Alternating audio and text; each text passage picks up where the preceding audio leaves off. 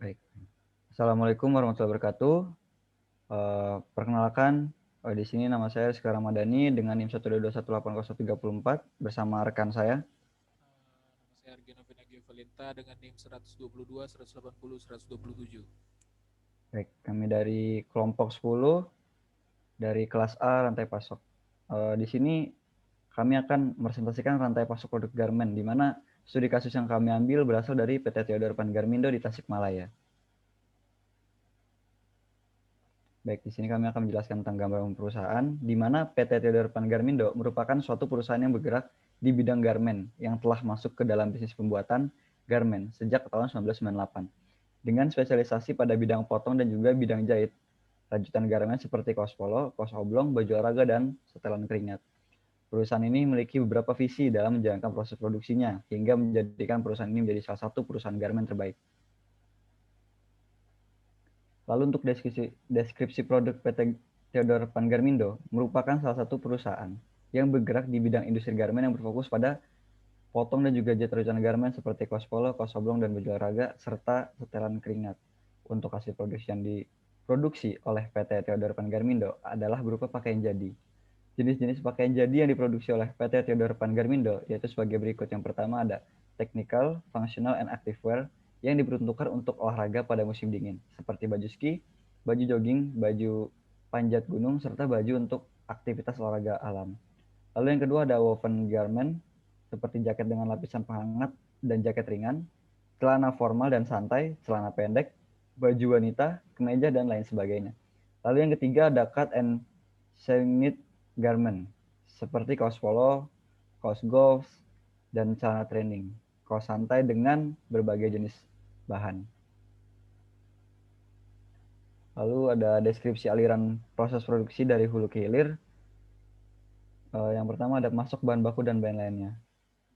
Di sini ada pewarna tekstil. Pewarna tekstil merupakan zat warna yang dapat diserap oleh tekstil dan juga mudah dihilangkan kembali.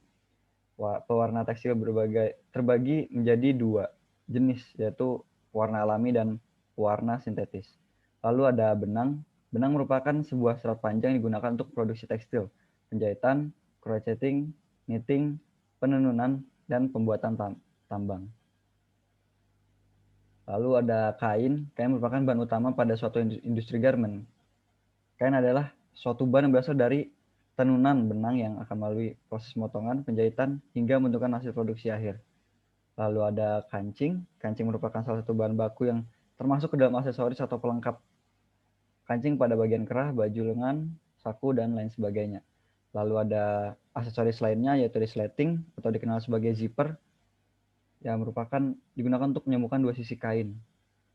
Zipper merupakan salah satu bahan pendukung atau kategori aksesoris, sama seperti kancing. Lalu selanjutnya ada kardus, merupakan bahan yang digunakan untuk menyimpan produk akhir sehingga lebih teratur dan rapi. Kardus juga dapat memudahkan pengiriman produk agar terhindar dari kecacatan dan ketidaksesuaian produk akhir. Lalu yang selanjutnya ada manufacturing fabric. Proses produksi yang dilakukan oleh PT Theodor Pan Garmindo sebagai industri garmen yaitu sebagai berikut. Yang pertama ada pemindahan bahan baku dari gudang ke produksi, yang kedua ada pemotongan, yang ketiga ada penjahitan, lalu yang keempat ada pengemasan atau packing. Lalu yang ketiga ada gudang PT Theodor Pan Garmindo. Yang pertama ada gudang fabrik. Gudang fabrik merupakan tempat penyimpanan bahan baku yang akan digunakan untuk proses produksi. Setiap bahan baku yang akan dilakukan proses pengelompokan dan diletakkan sesuai dengan tempat yang telah disediakan. Lalu selanjutnya ada gudang produk akhir.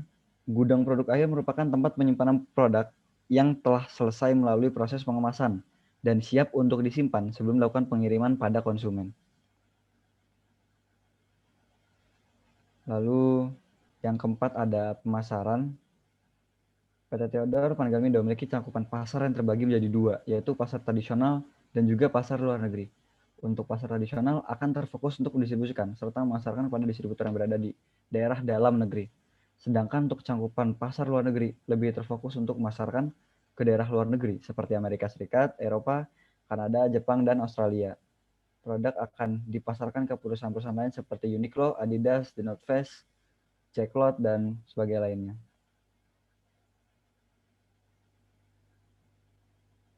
Baik, untuk selanjutnya akan dijelaskan oleh rekan saya.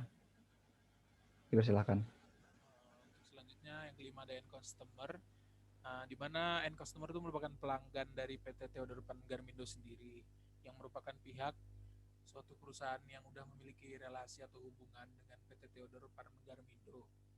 Nah, salah satunya itu ada Polo Ralph Lauren, Uniqlo, Jobron, dan lainnya. Berikutnya ada pihak-pihak yang terlibat dalam supply chain. Jadi pihak-pihak yang terlibat dalam rantai pasok proses produksi dari PT Theodor Pan Garmindo itu ada 9, yaitu yang pertama ada industri pewarna tekstil, yang kedua ada pabrik benang, yang ketiga ada pabrik tekstil, yang keempat ada industri aksesoris, yang kelima ada industri kardus, yang keenam ada PT Theodor Pan Garmindo itu sendiri, yang ketujuh ada distributor, yang kedelapan ada pasar tradisional, dan yang terakhir ada pasar luar negeri. Berikut ini merupakan gambar skema yang dibentuk dalam sistem rantai pasok PT Theodor Pan Garmindo, di mana 1 sampai 5 merupakan input bahan-bahan yang digunakan untuk pembuatan produk di PT Pan Garmindo ini sendiri. Nah, di mana di 6 itu merupakan gudang PT Theodor Pan Garmindo. Selanjutnya masuk ke 7, yaitu distributor, lalu akan dipasarkan di pasar tradisional dan juga pasar luar negeri di angka 8 dan juga 9. Berikutnya merupakan gambar aliran fisik. Jadi alir suatu proses produksi itu bergerak mulai dari hulu hingga kegiatan hilir. Bentuk aliran dapat dilihat dari kiri menuju ke kanan. Nah, aliran barang ini dimulai dari aliran bahan baku yang dikirim dari supplier kepada pabrik, seperti bahan baku ini seperti pewarna tekstil, benang, kain, kancing dan resleting, dan juga kardus. Nah, setelah itu akan dilakukan proses pengolahan di PT Theodor Pan Garmindo itu sendiri. Setelah produk itu jadi, nanti akan dikirimkan ke distributor, lalu distributor akan menyebarkan ke pasar tradisional dan pasar luar negeri sebagai end customer. Selanjutnya ada gambar aliran pembayaran. Nah, gambar aliran pembayaran itu dari hilir ke hulu ya, jadi dari kanan ke kiri, di mana aliran uang itu akan mengalir dari pasar, dari end customer itu ke distributor, lalu akan mengalir ke PT Theodor Pan Garmindo, lalu PT Theodor Pan Garmindo sendiri akan mengalirkan uangnya kepada pihak-pihak supplier atau input bahan baku tadi.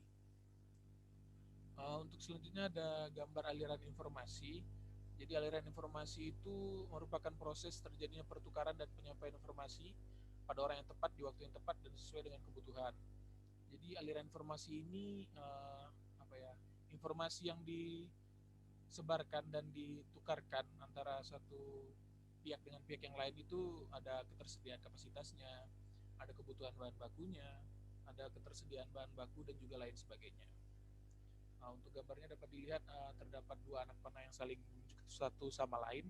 Artinya itu mereka melakukan pertukaran informasi antara pihak satu dengan pihak yang lainnya. Jadi kesimpulan yang dapat kita ambil dari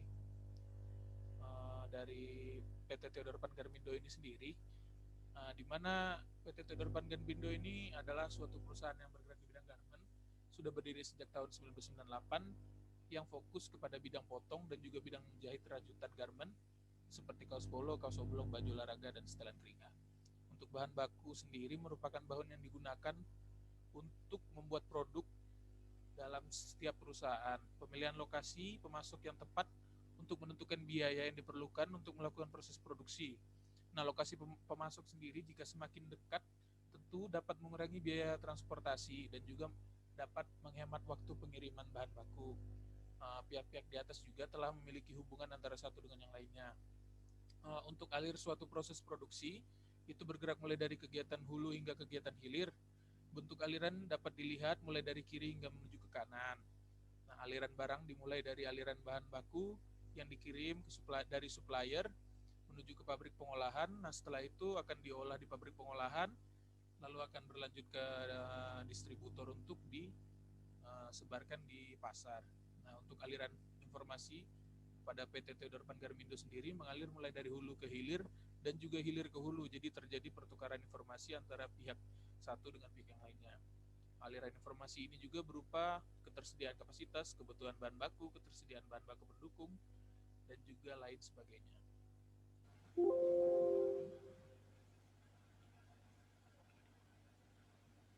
Iya, baik.